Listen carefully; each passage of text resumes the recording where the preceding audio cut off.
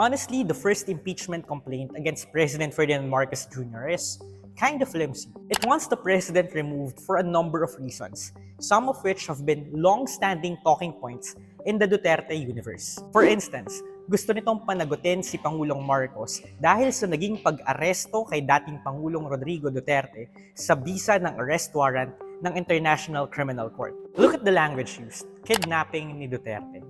Atake daw ito sa soberanya ng bansa. Unfit din daw mamuno ang Pangulo dahil sa mga aligasyong drug addict ito. Ang pahayag daw ng kanyang kapatid na si Senator Amy Marcos ay patunay na hindi raw ito chismis kundi insider acknowledgement.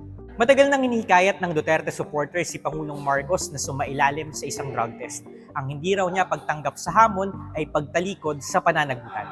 The petition argues that silence confirms public suspicion. But look at the news reports that the complaint cited. Sa headlines pa lang nakalagay na ang side ng palasyo o ng presidente. Refusal to acknowledge an allegation doesn't mean that you're guilty of the allegation. For me, medyo manipis yan. There are valid issues raised here, tulad na lang ng pag-aproba ni Marcos sa unprogrammed appropriations na budget experts na mismo ang nagsabi na naging magnet for corruption. Nabanggit din ang pagkadawit ni Pangulong Marcos sa flood control corruption scandal base sa managing pahayag ni Orly Guteza at Zaldico. But it doesn't take a genius to notice that the complaint was hastily written. Ang ilang sources, opinion pieces. Ang isang ground sa reklamo, ginawa raw ni Marcos ang Independent Commission for Infrastructure to ultimately shield his allies. A Manila Times opinion column was used to support that claim. If a complaint will take the longer route, aka dadaan sa Justice Committee, dapat malaman ito para hindi mabasura agad-agad.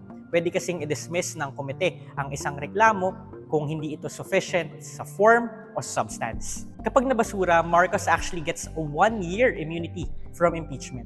Sabi kasi sa konstitusyon, isang beses lang kada taon pwedeng sumailalim sa impeachment proceedings ang isang impeachable official. So a petition like this will actually raise inevitable questions such as, do the petitioner and endorser actually believe they have a strong case, or did they intentionally file a flimsy complaint? Ang naghain ng reklamo ay si Andre De Jesus na noong 2024 ay nasa panig pa ni First Lady Liza Araneta Marcos. Minsan kasi niyang sinubukang ipadisbar si Glenn Chong sa Supreme Court dahil sa banta nitong sampalin ang asawa ng Pangulo. Ang endorser naman ng complaint na si Congressman Jet Nisay pumirma sa impeachment complaint laban kay Vice President Sara Duterte noong nakaraang taon. That said, Nisay was among the names submitted by the Public Works Department and the ICI to the Ombudsman for the filing of plunder and graft charges. Contractor din kasi si Nisay, although DPWH projects backed by his company, JVN Construction, were before he was elected to Congress.